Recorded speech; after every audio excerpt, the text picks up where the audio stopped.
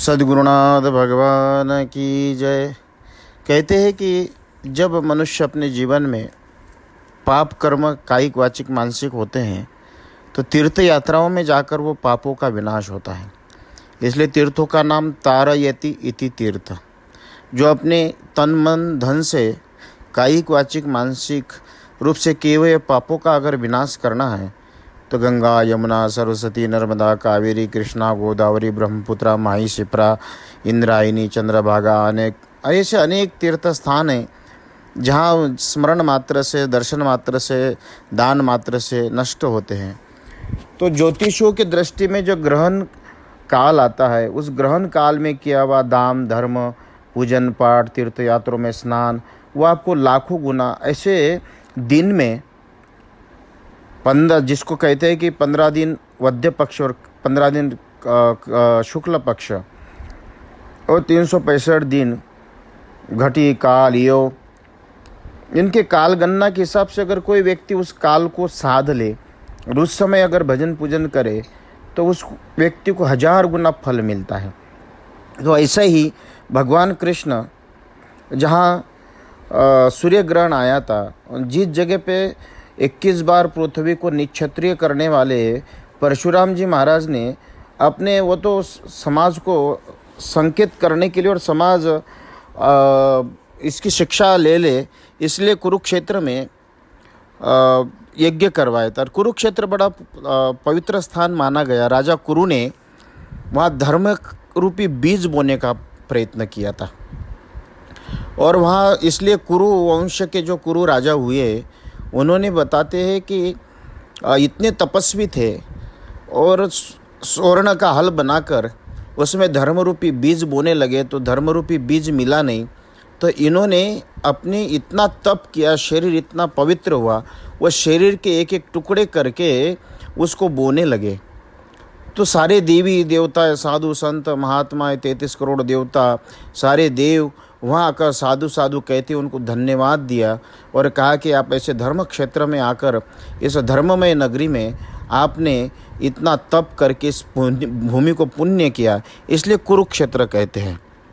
कुरुक्षेत्र का नाम आता है इसलिए पांडवों का कौरवों का युद्ध भी उसी जगह पे हुआ था। और उन्होंने उस समय धर्म कुरु ने करा था कि पूछा यहाँ ऐसा क्यों कर रहे हो, तो मेरे आगे आने वाले भविष्य में आपस में 2 भाई लड़ेंगे और इसी जगह पे युद्ध होगा और धर्म की विजय होगी, इसलिए वह धर्म क्षेत्र कुरुक्षेत्र जो कहा जाता है इसीलिए उस क्षेत्र में कहा गया है। जहाँ कुरु ने धर्म रूपी बीज को बोने का प्रयत्न किया था वो धर्म क्षेत्र कुरुक्षेत्र कहते हैं।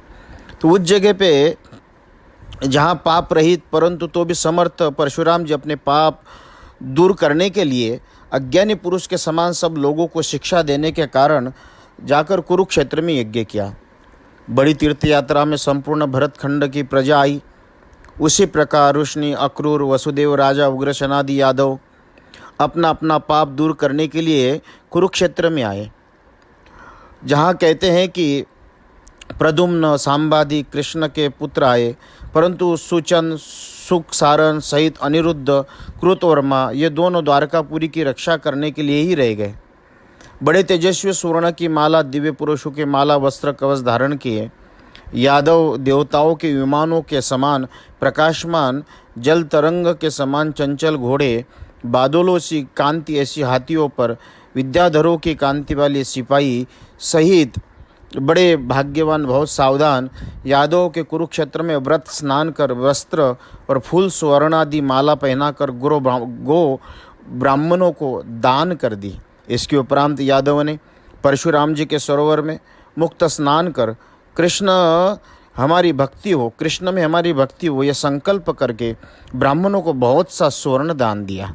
10 प्रकार का दान बताते हैं जैसे सुवर्ण दान भूमि दान गोदान अन्न दान वस्त्र दान धातु दान। इसके उपरांत ब्राह्मणों से आज्ञा पाकर यादव आप यथेच्छ भोजन कर शीतल छाया युक्त वृक्ष के नीचे बैठ गए। हे परीक्षित, यहाँ मत्स्य विनिशीर कौशल विदर्भ कुरु संचय कंबोज कैकय मद्र कुंती आनर्त केरल देश के वासी अपने मित्र बांधव राजा दूसरे भी अपने अपने पक्ष के और परपक्ष के सैकड़ों मनुष्य नद आदि अपने प्रिय स्नेही ग्वाल, बहुत दिनों की उत्कंठा वाली गोपियाँ प्रभुति जो आए उन सबको देखा। परस्पर दर्शन से उत्पन्न हुआ आनंद के वेग से प्रफुल्लित प्रफुल्लित हृदय और कमल सा मुख, शोभायमान पुलकित शरीर, प्रेम से रुंद कंठ, नेत्रों से जल बहाते परस्पर आलिंगन कराते यादव और दूसरे लोग बड़े आनंद मग्न हो गए। अत्यंत स्नेह भरी मुस्कान, निर्मल कटाक्षयुक्त दृष्टि और स्नेह से आंसू नेत्रों से भरे स्त्रियों को देख केशर लगे स्तन वक्षस्थल पे लगाकर भुजा पसार कर परस्पर मिलने लगी। छोटी अवस्था वाले बड़ों को प्रणाम करके वो यादव वृद्धों को प्रणाम कर भले आए प्रसन्न हो, इस प्रकार कुशल पूछकर आपस में कृष्ण कथाओं को पूछने लगे। कुंती भाई बहन भतीजे माता पिता भाइयों की बहुओं को देख तथा मुकुंद कृष्ण देख आपस में प्रेम की बातचीत कर नेत्रों में आंसू बहाने लगी। कुंती बोली, हे आर्य, मैं अपने को अपूर्ण मनोरथ मानती हूँ, क्योंकि जब मुझ पर विपत्ति पड़ती है तो श्रेष्ठ लोग मेरी बातों का स्मरण भी नहीं करते। जिससे दैव रुष्ट हो जाता है उसको कोई भी संबंधी अर्थात जाति वाले पुत्र भाई माता पिता यह स्मरण नहीं करते। वसुदेव जी बोले, हे बहन, दैव खिलौने हैं, हम मनुष्यों को दोष मत लगाओ, क्योंकि लोग ईश्वर के अधीन होकर कर्म करता है और ईश्वर ही कर्म कराता है। प्रथम हम कंस के अत्यंत दुखित हो सब दिशाओं में चले गए, देव की इच्छा से अभी अपने स्थान पर आए हैं। सुखदेव जी बोले, हे राजा परीक्षित, वसुदेव उग्र सेनाधिक यादव से पूजित हो राजा लोग भगवान कृष्ण का दर्शन कर सुखपूर्वक परमानंद में मग्न हो गए। राजाओं के इंद्र राजा परीक्षित, भीष्म पितामह, द्रोणाचार्य, अंबिका पुत्र, धृतराष्ट्र पुत्रों सहित गांधारी स्त्रियों सहित पांडव, कुंती, संजय, बुद्धिमान विदुर, कृपाचार्य, कुंती भोज, राजा विराट, भीष्मक, नग्नजीत, पुरोजित, द्रुपद, शल्व, काशी नरेश सहित धृष्ट केतु, बड़े नेत्र वाला राजा दम घोष, मिथिला देश का राजा, मद्र देश का राजा और कैकई देश का राजा युधामन्यु, सुशर्मा और पुत्रों सहित बाकी का अधिक महाराज, युधिष्ठिर के आज्ञाकारी संपूर्ण राजा, रानियों सहित अत्यंत शोभायमान भगवान कृष्ण रूप देखकर परम आश्चर्य मानने लगे। दर्शन करने के उपरांत रामकृष्ण से मिले और प्रकार सत्कार पाकर राजा लोग कृष्ण अधिक यादवों की प्रशंसा करने लगे। अहो महाराज उग्रसेन, यह मनुष्यों में जन्मे तो वो आपका ही सफल है, क्योंकि ये जिनके दर्शन योगी जनों को भी दुर्लभ है, उन भगवान कृष्ण के आप नित्य प्रति दर्शन करते हो। वेद जिनकी स्तुति कीर्ति वर्णन करते, उन कृष्ण के चरणारविंद का धवन, गंगा जल और सुखारविंद का वचन रूप वेद इस विश्व का अत्यंत पवित्र करते हैं। काल से दग्ध महात्मा जानने वाली पृथ्वी भी कृष्ण के चरण कमल के स्पर्श से शक्तिमती हो हमारी चारों ओर से पूर्ण करती है। कृष्ण के संग दर्शन स्पर्श अनुसार आसन गोष्ठी पलंग भोजन विवाह और सपिंडता के संबंध में बंधे हुए और आप यद्यपि नरक के मार्गों को ग्रह में वास करते हो, परंतु तो भी तुम्हारे घर में स्वर्ग मोक्ष की तृष्णा निवृत्त करने वाले विष्णु भगवान आप ही प्रकट हुए हैं, इसलिए तुम्हारा जन्म सफल है। सुखदेव जी बोले, परीक्षित, नंदराय जी कुरुक्षेत्र में कृष्ण की यादवों का आगमन जान गोप सहित गाड़ियों में लदी वस्तु सहित देखने के लिए यादव के पास आए।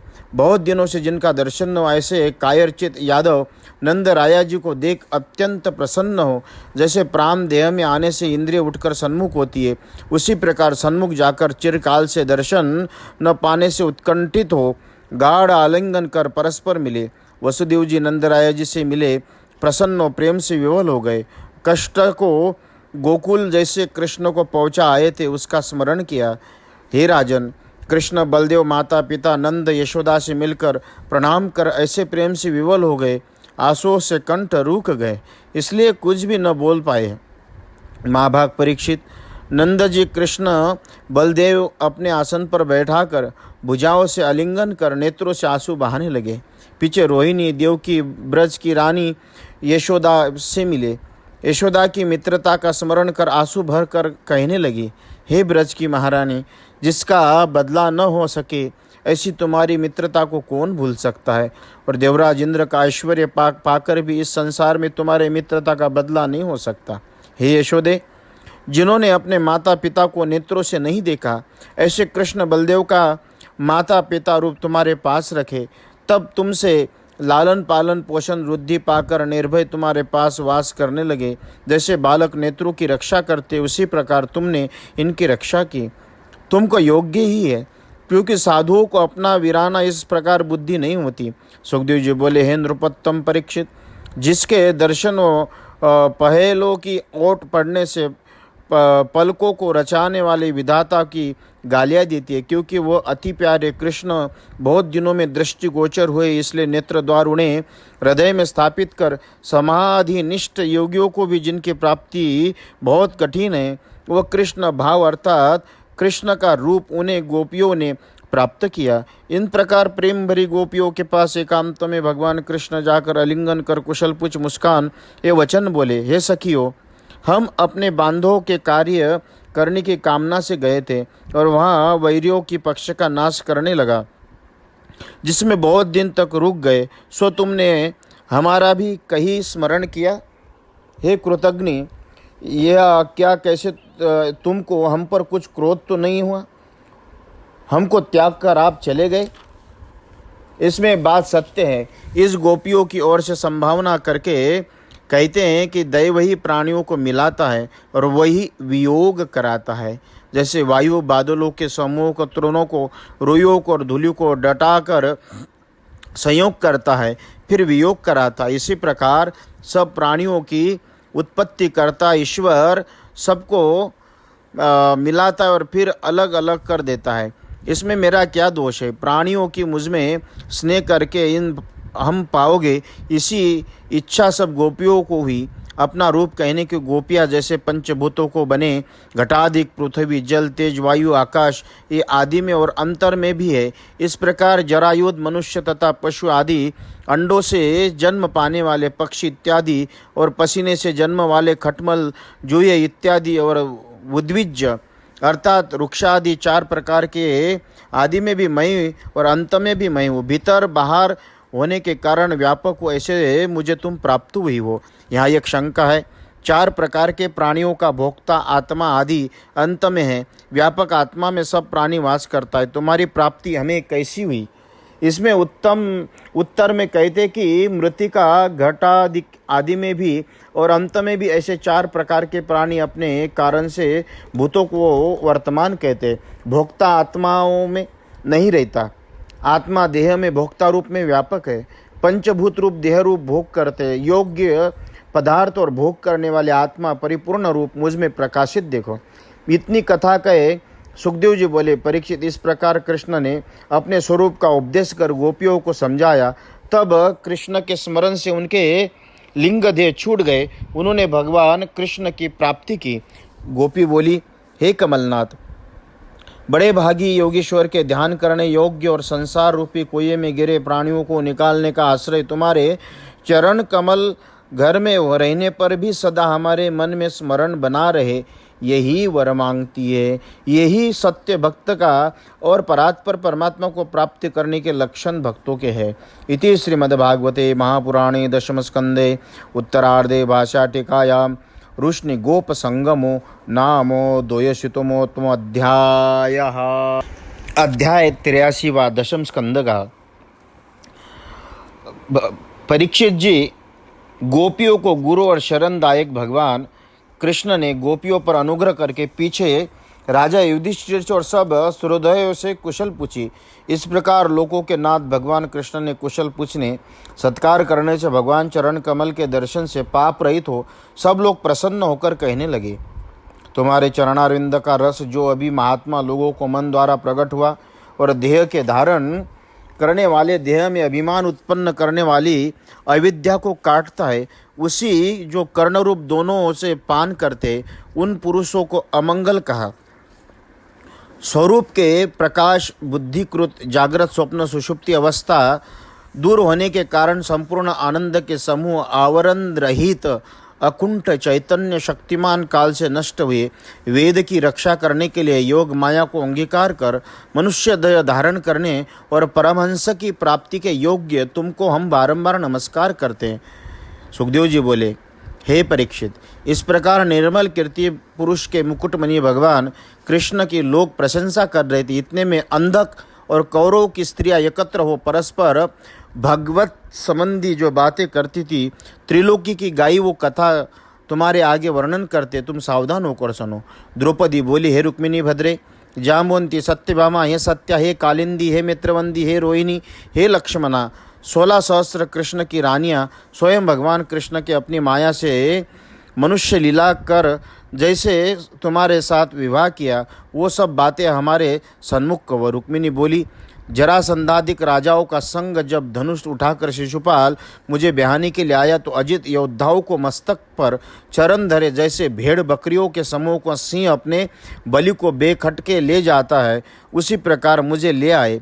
उस कृष्ण लक्ष्मी निवास के चरणों की मैं पूजा करती हूँ। इसके उपरांत सत्यभामा अपनी विवाह की बात कहने लगी।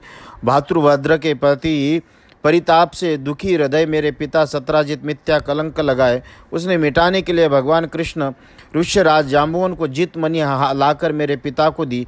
मिथ्या कलंक लगाने के लिए मेरे पिता ने भयभीत हो अक्रूरादि देना स्वीकार करके भी मुझे कृष्ण को ही दिया। जाम्बुवंत ने कहा, मेरे पिता ने इस वासुदेव को ये अपने इष्टदेव भगवान राम जी के ऐसे न जानकर इसमें 27 दिन तक संग्राम किया। इसके उपरांत आप अपने स्वामी साक्षात राम चंद्र की इस प्रकार बुद्धि से निश्चय होने पर मेरे पिता ने चरणों में गिरकर भेंट की नाई मणि सहित मुझे भी अर्पण कर दिया। द्रौपदी ने कहा, तुम बड़ी श्रेष्ठा हो। इसके उपरांत जाम्बुवंती बोली, मैं तो इनकी दासी हूँ। कालिंदी बोली, मैं भगवान कृष्ण के चरण स्पर्शी की आशा से तप कर रही थी, भगवान के अर्जुन सहित आकर मेरा हाथ पकड़ कर लिया।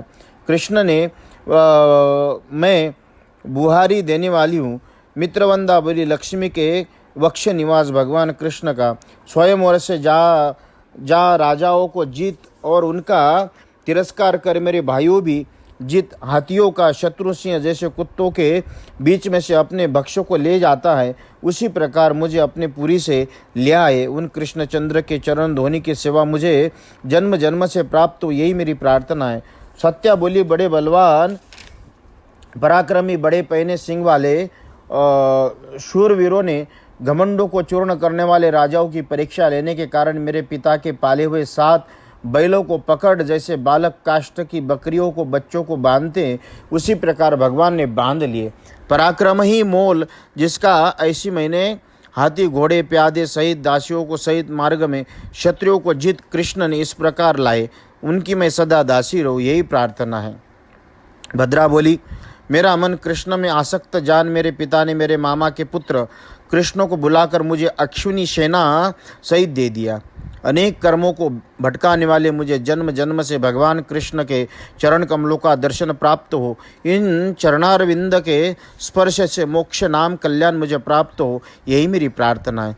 लक्ष्मणा बोली, हे द्रौपदी, बारंबार देवर्षि नारद जी ने गाए हुए भगवान वासुदेव के जन्म कर्म श्रवण कर आश्चर्य है कि लक्ष्मी जी ने भी लोकपालों को त्याग कर कृष्ण को ही वरण किया। इस प्रकार विचार कर मेरा मन भी भगवान कृष्ण में लग गया।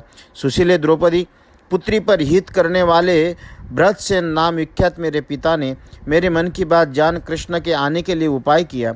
हे रानी द्रौपदी, जैसे तुम्हारे स्वयंवर में अर्जुन के आने के लिए मत्स्य रचा था, उसी प्रकार मेरे पिता ने मत्स्य रचा। ये सुन द्रौपदी बोली कि फिर अर्जुन ने उस मत्स्य को क्यों नहीं वेदा? इसके उत्तर में लक्ष्मणा ने कहा कि तुम्हारे स्वयंवर की मछली बाहर ढकी थी और भीतर से नहीं ढकी थी, इसीलिए खंभे में लगाकर ऊपर को दृष्टि करके देखने से दिखाई देती थी, और मेरे स्वयंवर की मछली ऐसी नहीं थी, किंतु खंभ की जड़ में धरे हुए कलश के जल में केवल परछाई दिखाई देती। देखते ही जो नीचे जल में और वेदना ऊपर, ऐसी मछली को भगवान कृष्ण के बिना और कौन भेज सकता?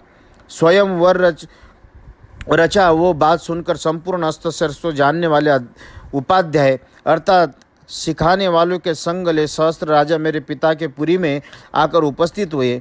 उस समय जैसा जिनका पराक्रम जैसी जिसकी अवस्था थी, उस प्रकार उनका पूजन मेरे पिता ने किया।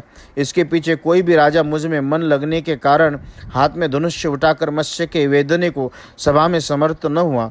बहुत से राजाओं तो धनुष्य हाथ में ले पटक दिया, बहुत से प्रत्यंचा को खींच धनुष्य के चपेटे से ही गिर गए, और शूरवीर जरासंध, अम्बष्ठ, चंदेली का राजा भीम, दुर्योधन, कर्ण, ये लोग भी अपने अपने धनुष्य पर प्रत्यंचा चढ़ाकर मछली को कैसी लगे ये भी जानने के समर्थ न हुए।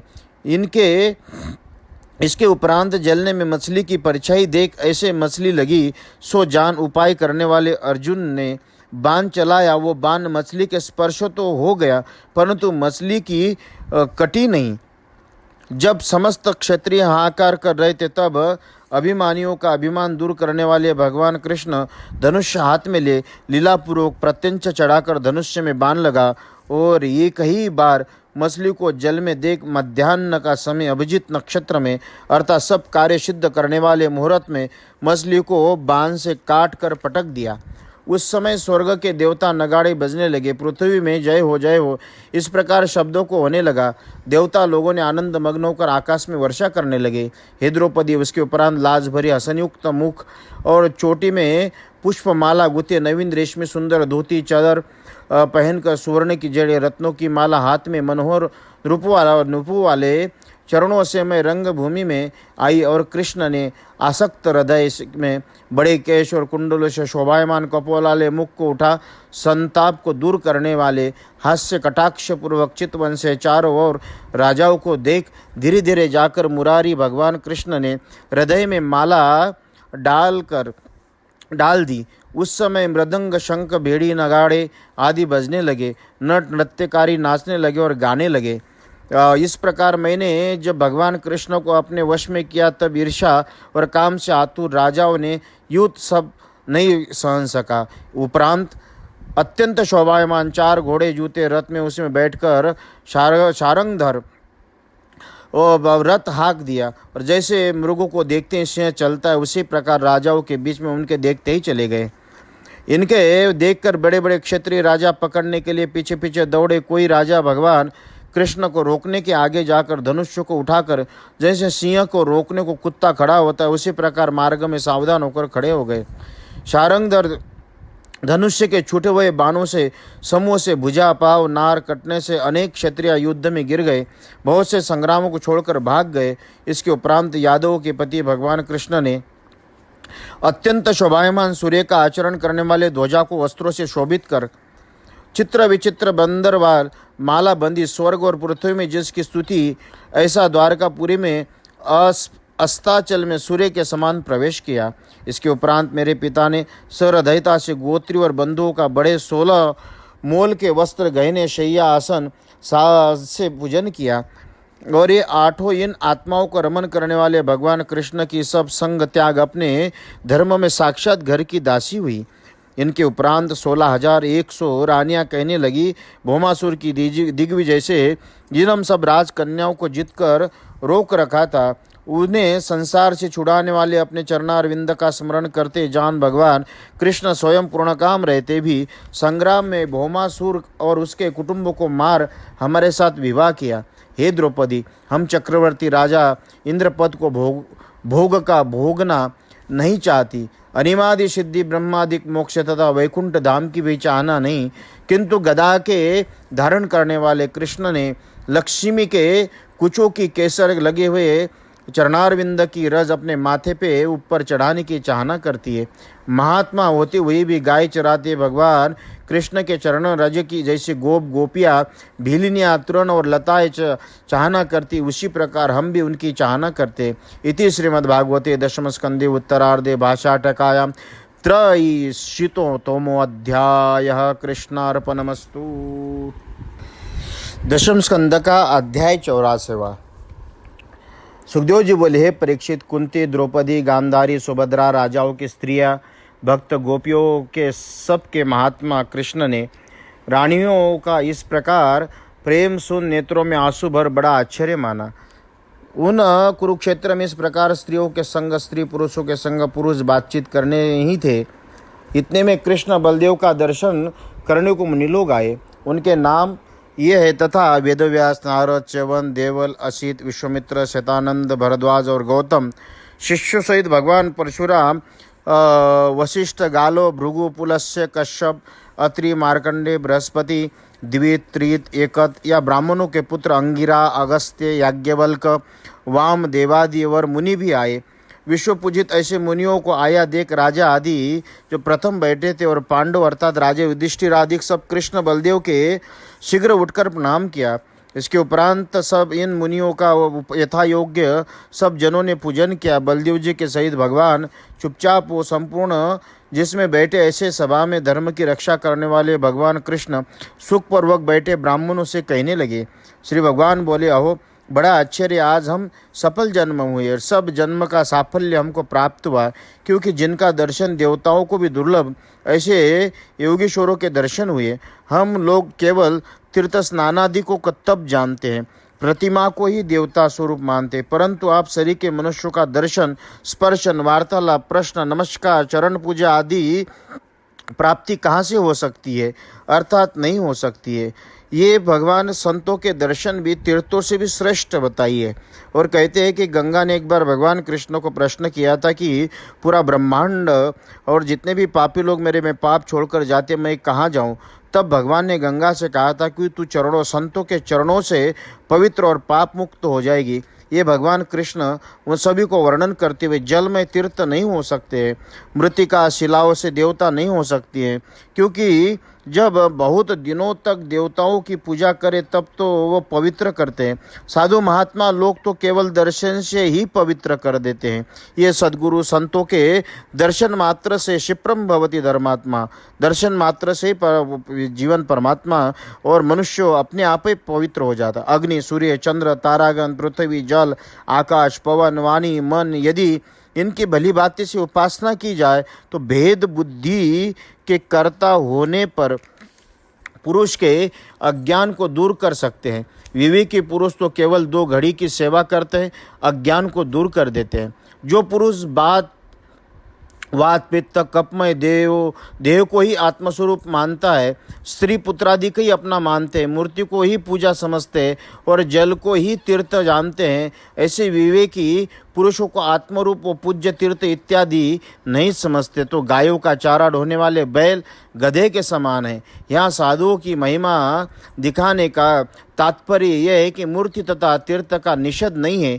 विशेष करके ये दिखाया है कि तीर्थ में जाने में बहुत तेरा द्रव्य उठावे, पूजावे, घटावे, बैठे, परंतु महात्मा और हरिभक्तों की देखते ही दुर्भाग्य कहे, उन अन्न तो क्या जल भी न दे। ऐसे भेद बुद्धि वालों के लिए वाक्य है, ज्ञानी पुरुष तो सब में है उसका प्रकाश देखते हैं। सुखदेव जी बोले, हे भरत, हे परीक्षित, इस प्रकार अत्यंत तीक्ष्ण बुद्धि वाले भगवान कृष्ण वचन सुनकर चकित बुद्धि हो सब ब्राह्मण चुप हो गए। भगवान कृष्ण के कथा में अधिकार बहुत देर तक विचार करके समझा कि लोगों की शिक्षा देने के कारण हमारी स्तुति करते हैं। इस प्रकार मुनीश्वर लोग बुद्धि से निश्चय कर कुछ एक मुस्कुरा कर जगत गुरु कृष्ण से बोले कि तत्व के जानने वालों में श्रेष्ठ हम और विश्व के रचने वाले ब्रह्मादिक जिनको माया से मोहित हुए, क्योंकि जिस माया से आप मनुष्य लीला करने को गूढ़ रहकर मुनीश्वर के समान चेष्टा करते हो, इसलिए आपकी लीला बड़ी विचित्र है। चेष्टा रहित और एक होकर भी तुम अपने आत्मा से इस विश्व को बहुत प्रकार पालन, उत्पत्ति और क्षय करते हो।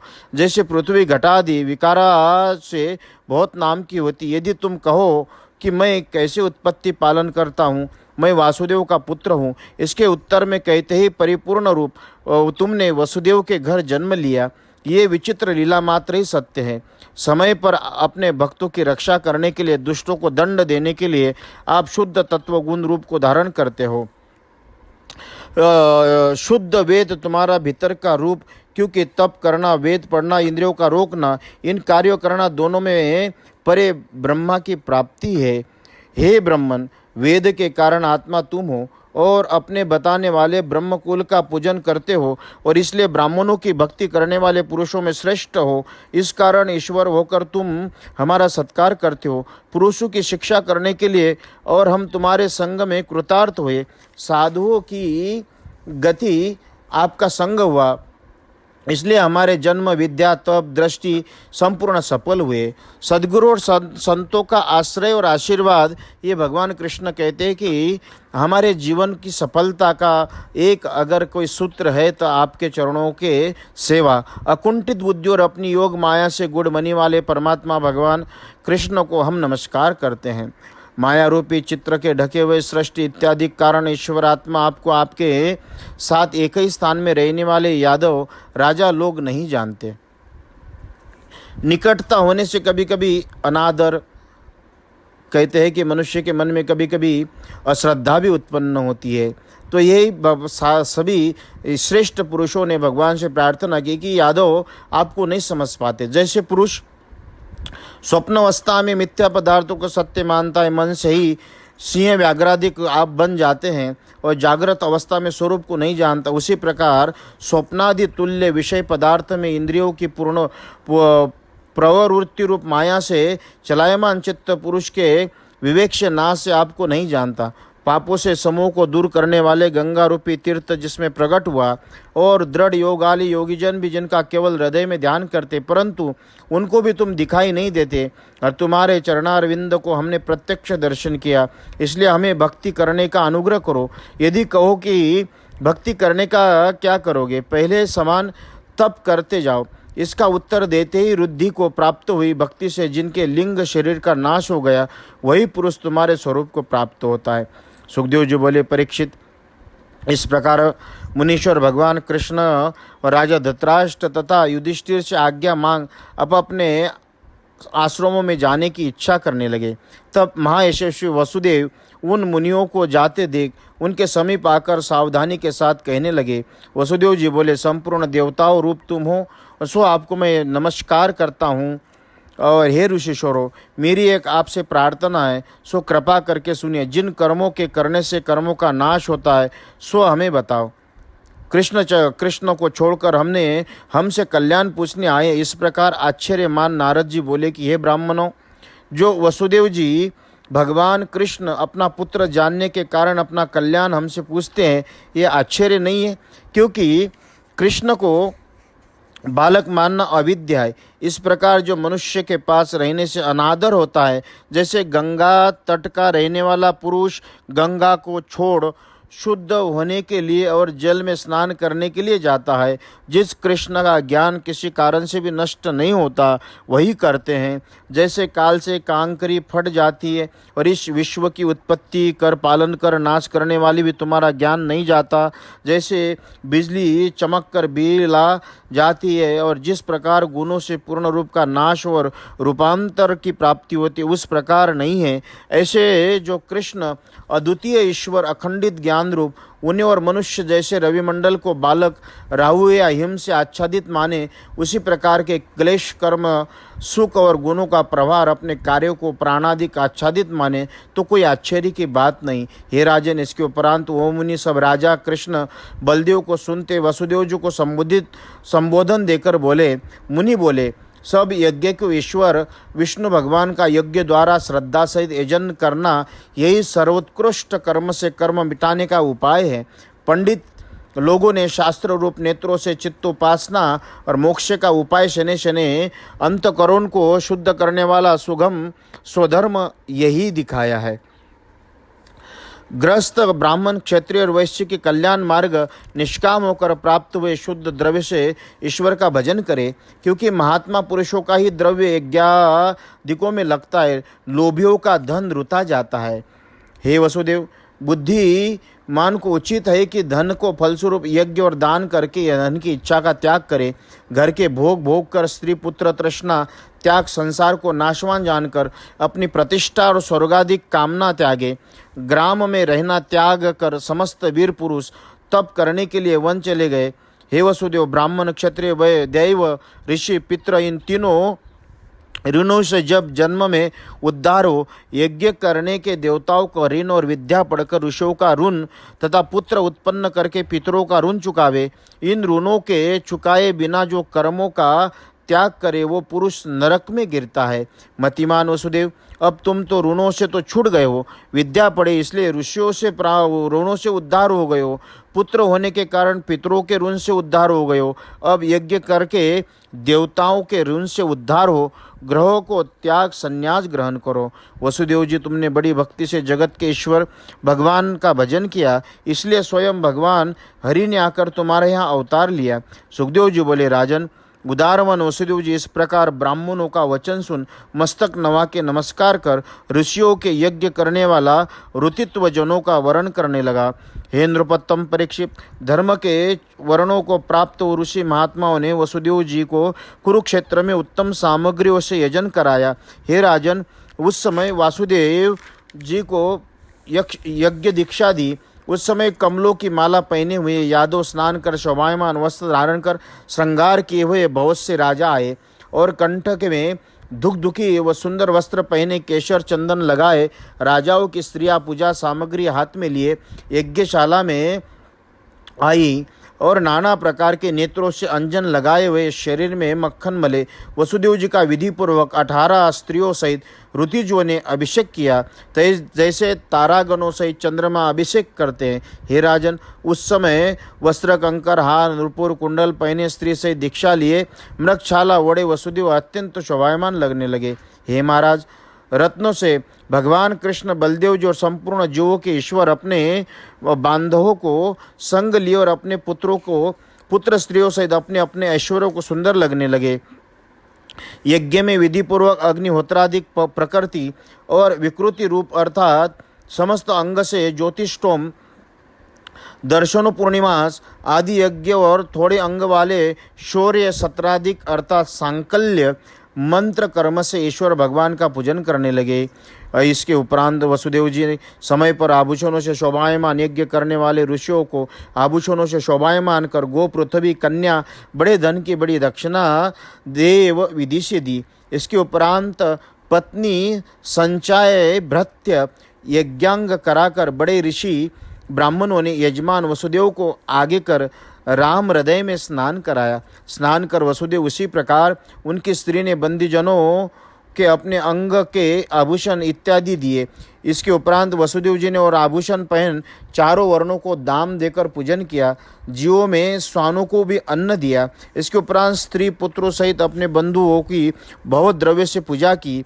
फिर विदर्भ कोमल कुशल कैकई इन देश के राजा सभासद यज्ञ करने वाले देवतागण मनुष्य भूत पितर चानर गणादिक पूजन किया और फिर सब राजा भगवान कृष्ण को संबोधन दे यज्ञ की प्रशंसा कर अपने अपने देशों को जाने की इच्छा करने लगे। इसके उपरांत धृतराष्ट्र विदुर पुत्रादिक पुत्र युधिष्ठिर भीमसेन अर्जुन भीष्माजी द्रोणाचार्य कुंती नकुल सहदेव नारद भगवान व्यास जी श्रुद उनके साथ नती गोते वाले बंधु यादव सहित मिल स्नेह कर विरह के कष्ट से खेदित अपने अपने देशों को चले गए। मनुष्य यहाँ पर भी ये भी अपने अपने देश को चले गए। रामकृष्ण उग्र शनादिक यादवों की बड़ी पूजा और सत्कार पाकर गोप ग्वालों सहित नंद राय जी बंधु बांधवों के निकट स्नेह के आकर कुछ दिन तक वही वास किया। अनायास ही मनोरथ को महासागर को पार उतर प्रसन्न चित्त संबंधी लोगों को आवृत वसुदेव जी को हाथ पकड़ नंद जी से बोले कि हे भाई नंद जी, मनुष्यों को स्नेह रूपी फांसी ईश्वर ने रची है। इस प्रकार शूर बल से ज्ञान और नहीं काट सकते हैं।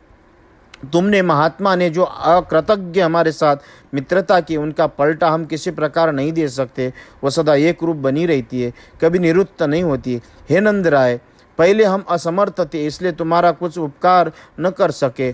अब धन से अंधे हो सन्मुख बैठे हुए तुमसे महात्माओं की ओर को देखते भी नहीं। हे मान देने वाले भाई नंद जी, कल्याण की अभिलाषा करने वाले मनुष्यों को राजलक्ष्मी न मिले तभी अच्छा है, क्योंकि इससे अंधा होकर पुरुष अपने आश्रित तथा बंधु बांधवों को भी नहीं देखता। सुखदेव जी बोले कि नपश्रेष्ठ परीक्षित, इस प्रकार स्नेह से शीतल चित्त आंसू नेत्रों से भरे वसुदेव जी नंद जी की मित्रता का स्मरण कर रोने लगे। नंद जी यादवों में से मान पाकर अपने मित्र वसुदेव को प्रसन्न करते भगवान कृष्ण बलदेव जी के प्रेम से आजकल करते 3 महीने तक वही रहे। इसके उपरांत बड़े मोल के आभूषण रेशमी वस्त्र तथा अनेक प्रकार के बड़े मोल की वस्तुओं को ब्रजवासिया सहित नंद राय जी को पूर्ण कर दिया और वसुदेव उग्रसेन तथा कृष्ण बलदेवादिक यादवों को दी हुई सामग्री को प्रीति सहित ग्रहण कर जिस समय नंद राय जी विदा हुए उस समय यादवों ने इनके संग एक बड़ी भारी सेना कर दी। भगवान कृष्ण के चरणारविंद में लगे मन को हटाने में असमर्थ नंदराय जी वो गोप गोपियाँ मथुरा को चले। बंधु लोगों को जाने पर कृष्ण इष्टदेव मानने वाले यादव वर्षा ऋतु निकट आई देख पीछे द्वारका पर पहुंच गए और जाकर सब यादव वसुदेव का यज्ञ और कुरुक्षेत्र की यात्राओं में सरहदों का विलाप कर सब प्रजा से कहा। इति श्रीमद्भागवते महापुराणे दशम स्कंदे उत्तरार्धे भाष्याटिकायां तीर्थयात्रानुवर्णनं नाम चतुर्विंशोऽध्यायः।